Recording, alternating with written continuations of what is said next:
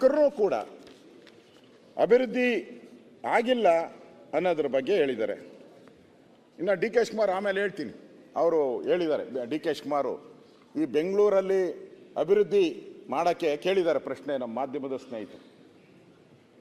ಅದಕ್ಕೆ ಮಾಧ್ಯಮ ಸ್ನೇಹಿತರಿಗೆ ಅವರೇನು ಹೇಳಿದ್ದಾರೆ, ರೀ ಬೆಂಗಳೂರನ್ನ ನನ್ನ ಕೈಲಲ್ಲ, ನಾನು ಶಿವನ ಕುಮಾರ, ನಾನು ಆ ಪರಮೇಶ್ವರನೇ ಬಂದ್ರೂ ಬೆಂಗಳೂರನ್ನ ಉದ್ಧಾರ ಮಾಡೋಕ್ಕಾಗಲ್ಲ, ಹೋಗ್ರಿ ಅಂದ್ಬಿಟ್ಟು ಕಳಿಸ್ಬಿಟ್ಟವ್ರು ಪ್ರೆಸ್ ಅವ್ರಿಗೆಲ್ಲ, ಹೋಗ್ರಿ ಅಂತ ಕಳಿಸೋರು.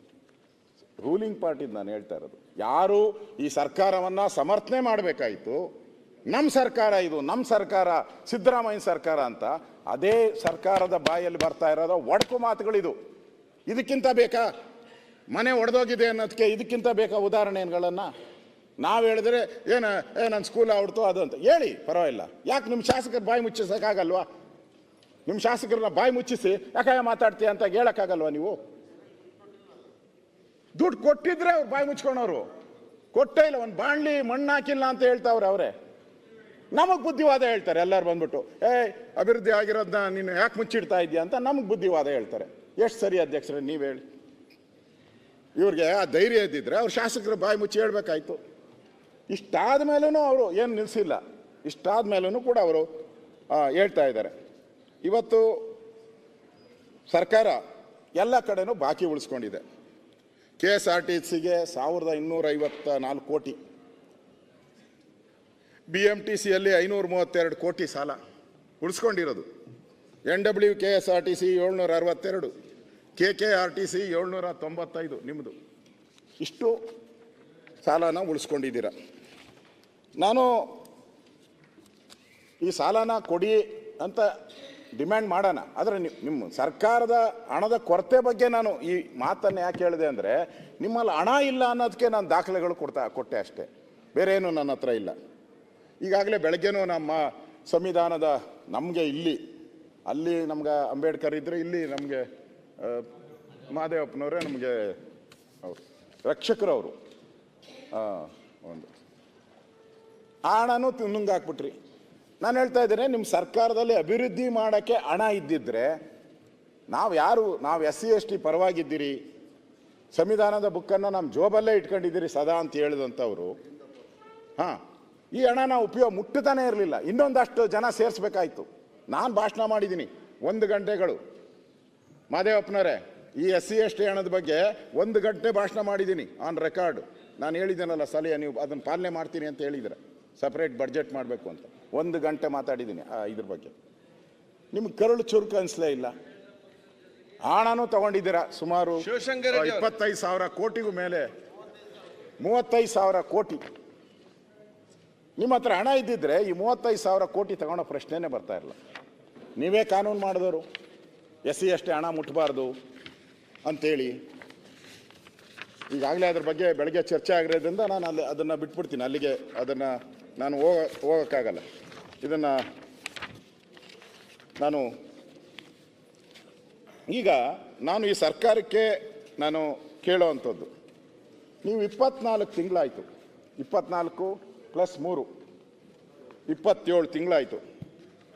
ಸರ್ಕಾರಕ್ಕೆ ಏನು ಹೇಳಿದ್ರಿ? ಬರಬೇಕಾದ್ರೆ ನಾವು ಯಾವುದೇ ತೆರಿಗೆ ಹಾಕಲ್ಲ, ಈ BJPಯವರು 40% ದುಡ್ಡು ಹೊಡಿತಾಯಿದ್ರು, ಪೋಸ್ಟು ಅಂಟಿಸಿದ್ರು, ಪೇ CM ಅಂತ ಎಲ್ಲ. ಆ 40% ಉಳ್ಕೊಂಬಿಟ್ರೆ ನಮಗೊಂದು 65,000 ಕೋಟಿ ಬಂದ್ಬಿಡ್ತತೆ.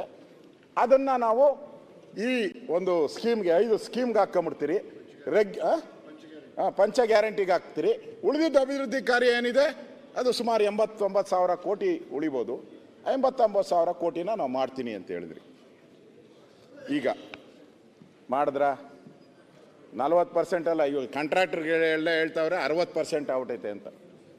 ಏನು ಬಿಲ್ಡಿಂಗ್ ಲೈಸೆನ್ಸ್ಗೂ ನಮ್ಮ ಅಶ್ವತ್ಥನಾರಾಯಣ್ ಹೇಳ್ತಾರೆ, ಬಿಲ್ಡಿಂಗ್ ಮೊದಲು OCಗಿತ್ತಲ್ಲ, ಕೊನೆಯಲ್ಲಿ OC ಕೊಡ್ತಾ ಇದ್ರಿ, ಕೊನೆಯಲ್ಲಿ OCನ ಏನಪ್ಪ ಅದು? OCಗೆ ಇತ್ತು, ಈಗ CCಗೆ ಕಿತ್ಕೊಂಡ್ಬಿಡ್ತಾರೆ. ಸ್ಟಾರ್ಟಿಂಗ್ ಏನೋ CC ಅಂದರೆ ಸ್ಟಾರ್ಟಿಂಗ್ ಕಮೆನ್ಸ್ಮೆಂಟ್ ಅರ್ಜಿ 70%. ಅದಕ್ಕೆ ಹೇಳ್ತಾ ಇದ್ದೀನಿ, ಹೊಸ ಸೆಸ್ ಇದು 70% ಈಗ. ನಾನು ಹೇಳ್ತಾ ಇಲ್ಲ, ಜಗತ್ ಜಾಹೀರಾತ ಆಗ್ಬಿಟ್ಟೈತೆ ಇವತ್ತು. ತೆರಿಗೆಗಳ ಮೇಲೆ ತೆರಿಗೆ ಹಾಕಿದ್ರಿ, ಒಂದೇ ಒಂದು ತೆರಿಗೆ ಹಾಕಲ್ಲ ಅಂತ ಹೇಳಿದ್ರಿ. ಸುಮಾರು 27 ತಿಂಗಳಲ್ಲಿ 25 ತೆರಿಗೆ ಹಾಕಿದ್ದೀರ. ಯಾರು ಮನೆ ಹಾಳು ಮಾಡೋಕೆ ಹಾಕಿದ್ದೀರಾ? ಏನಕ್ಕೆ ಬೇಕಾಗಿತ್ತು? ಈ 40% ಉಳಿದಿದ್ದಣ ಎಲ್ಲೋಯ್ತು ಹಂಗಾರೆ? ಈ 40% ಹಣ ನಿಮ್ಮ ಹತ್ರ ಸ್ಟೋರ್ ಆಗಬೇಕಾಯಿತು, ಇದೆಲ್ಲೋಯ್ತು? ನನ್ನ ಪ್ರಶ್ನೆ, ಎಲ್ಲೋಯ್ತು ಈ ದುಡ್ಡು? ಯಾರು ತಿಂದಾಕಿದ್ರು? ಯಾರು ಲೂಟಿ ಹೊಡೆದ್ರು? ಉತ್ತರ ಕೊಡಿ ಹೆಂಗಾರೆ. ನೀವು ಹೇಳಿದ್ರಿ ಪತ್ರಿಕೆಯಲ್ಲಿ. ಕಸದ ಅಧ್ಯಕ್ಷರೇ, ಮೊದಲು ಕಸದ ಮೇಲೆ ಏನು ಸೆಸ್ಸಿತ್ತು ಅದನ್ನು ಡಬಲ್ ಮಾಡಿಬಿಟ್ರಿ. ಈಗ ಕಸದ ಮೇಲೆ ಏನು ಸೆಸ್ಸಿತ್ತು ಡಬಲ್ ಮಾಡಿದ್ರಿ. ಹಾಲಿನ ದರನ 2 ಸಲ ಏರಿಸಿದ್ದೀರ. 2 ರೂಪಾಯಿ, 3 ರೂಪಾಯಿ, 5 ರೂಪಾಯಿ ಹಾಲಿನ ದರ ಏರಿಸಿದ್ದೀರ. ಪೆಟ್ರೋಲ್ ದರ ಅದನ್ನು ಕೂಡ 2 ಸಲ ಏರಿಸಿದ್ದೀರ. 2 ರೂಪಾಯಿ, 2 ರೂಪಾಯಿ 8 ಪೈಸೆ. ಬಸ್ ಪ್ರಯಾಣ ದರ 15% ಏರಿಸಿದ್ದೀರ. ವಾಹನ ದರ ಅಂತೂ ಶೇಕಡ 9% ವಾಹನ ದರನ ಏರಿಸ್ಬಿಟ್ಟಿದ್ದೀರ. ಕಾವೇರಿ ನೀರಿನ ಶುಲ್ಕ ಅದನ್ನು ಕೂಡ 250ರಿಂದ 470 ರೂಪಾಯಿಗೆ ಏರಿಸಿದ್ದೀರ. ಒಳಚರಂಡಿ ತಿತ್ತು ಅದನ್ನು ಕೂಡ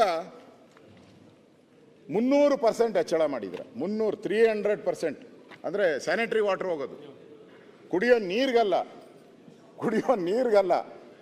ಕುಡಿದಿದ್ದ ನೀರನ್ನ ಆಚೆ ಹೋದರೆ ಅದಕ್ಕೆ 300% ಹಾಕಿದ್ದೀರ. ಹಾಂ, ಮದ್ಯದ ದರ 40%. ಅವರು ಯಾಕೆಂದರೆ ಅವರು ಸ್ಟ್ರೈಕ್ ಮಾಡಲ್ಲ.